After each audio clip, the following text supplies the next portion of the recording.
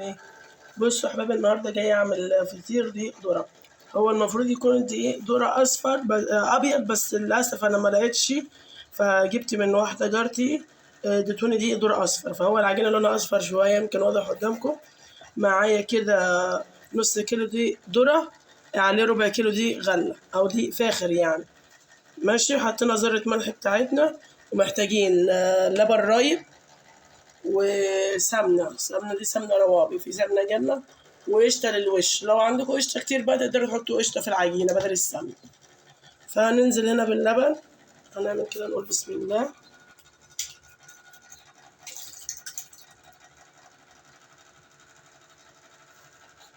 بسم الله الرحمن الرحيم. ده لبن رايب، فأنا مش عارفة بتسموه ايه، احنا عندنا في البحيرة بنسميه فطير دقيق ذرة، مش عارفين بقى عندكم بتسموه ايه.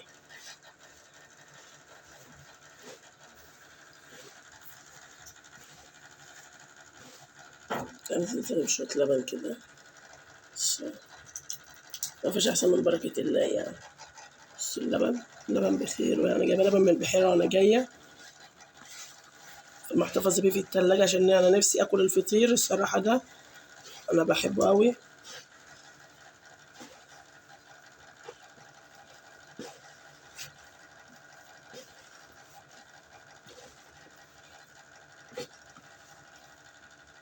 هنحط بس كده زي فصين كده بس، تلات الحبة دولت.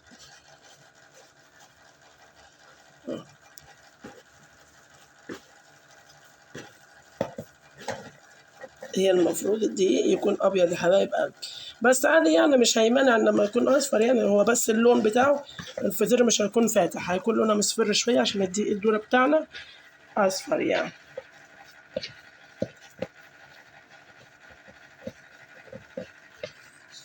ننزل بالسمنة كده في العجينة، وشايلة أنا قشطة للوش، مش هحط السمنة كلها أما نشوف كده. دي سمنة روابي متوفر عندكم بقى، سمنة بلدي، سمنة جنة، سمنة كريستال، حسب ما انت حابة يعني.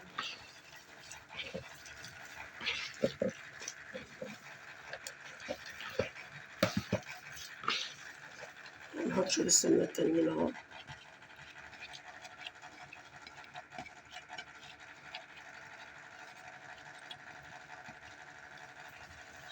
عشان نتأكد ان احنا مفيهاش سمنة خسارة.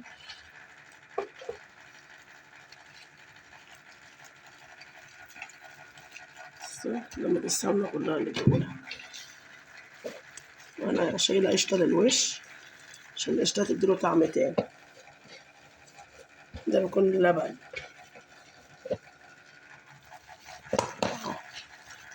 هي عجينته كده طرية شوية، تكون بتلزق.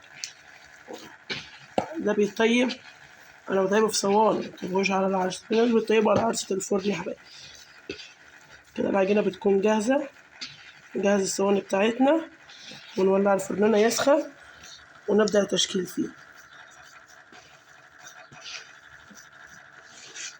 ده بيكون شكله ريحته تحفة. بصوا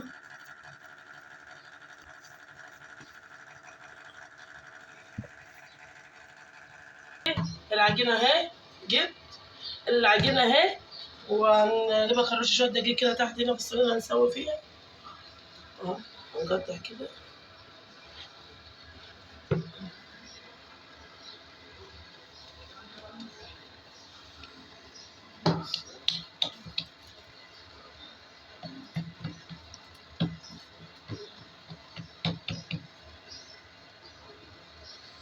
العجينة نقطعها شوية بس عادي عشان يخسر يعني.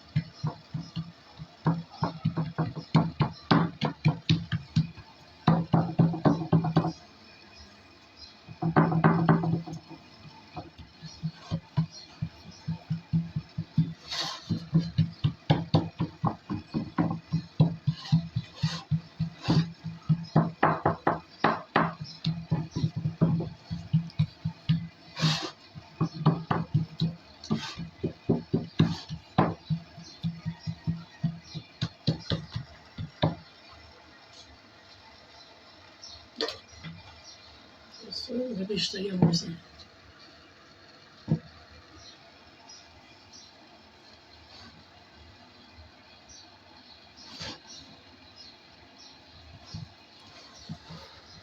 هناخد الوش بتاعها كله كده.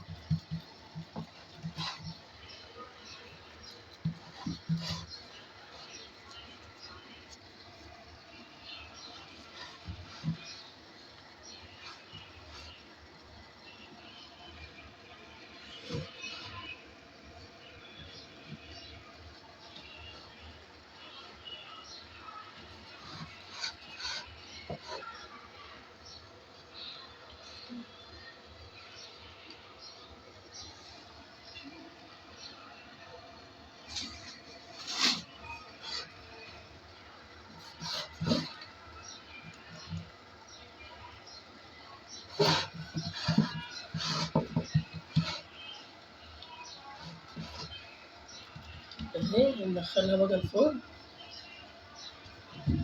ندخلها بقى الفرن ونوريكم شكلها بعد ما تطلع.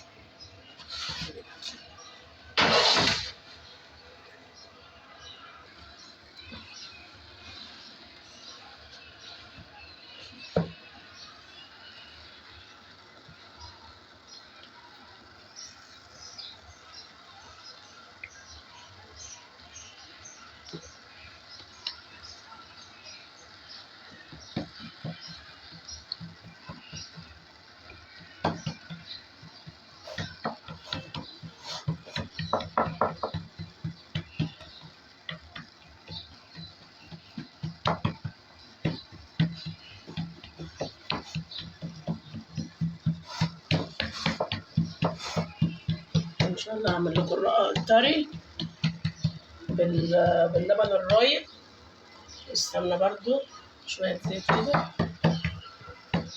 يا ريت لو اول مره تشوفوني كده تشتركوا في قناتي مطبخ بسمه وتفعلوا زر الجرس واكتبوا لنا رايكم كده في الكومنتات وتقولوا لنا بتتابعونا من ايه.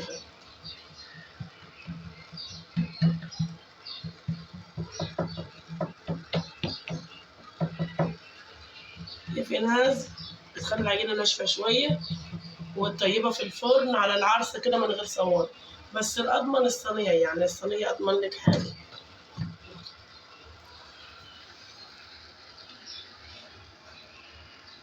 مفيش تكمله كانت في التلاجة فمتماسكه يعني حلوه بسم الله ما شاء الله. ربنا يبارك لصاحبتها مش هيعمل بحيره برضو دي جايبها وانا جايه من هناك.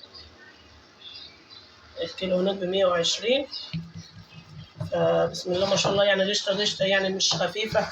اديكوا شايفينها متكتله وحلوه ازاي. ربنا يبارك لصاحبتها يا رب في حته البهيمه اللي تجيب لها الخير ده كله بفضل ربنا. بصوا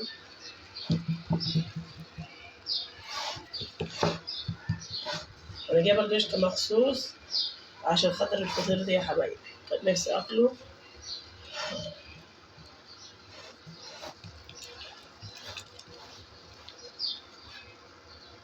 وغمسي القشطه كده، تغمسي بعسل، تغمسي بجبنه قديمه حسب ما انت بتحبي تاكلي.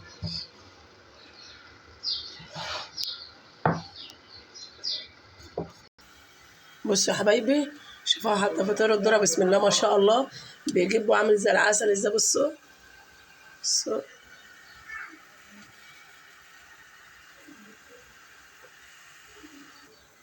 بصوا شكله قبل ما اخش الفرن اهو. بصوا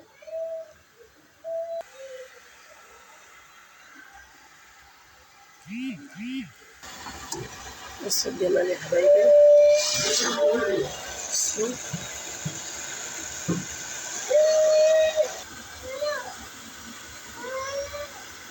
بصوا شكله وجماله. بصوا شكله وجماله. بصوا بسم الله ما شاء الله. لا يكون الشكل النهاية يا حبايبي.